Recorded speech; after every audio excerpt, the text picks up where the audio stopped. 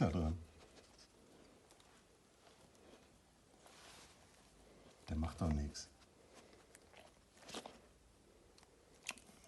Der macht nichts. Jetzt abgeleckt. Voll geil. Lass du mal den Kopf ein bisschen rausgucken. Nicht zu viel. Ich habe Angst, dass er den Kopf abbeißt.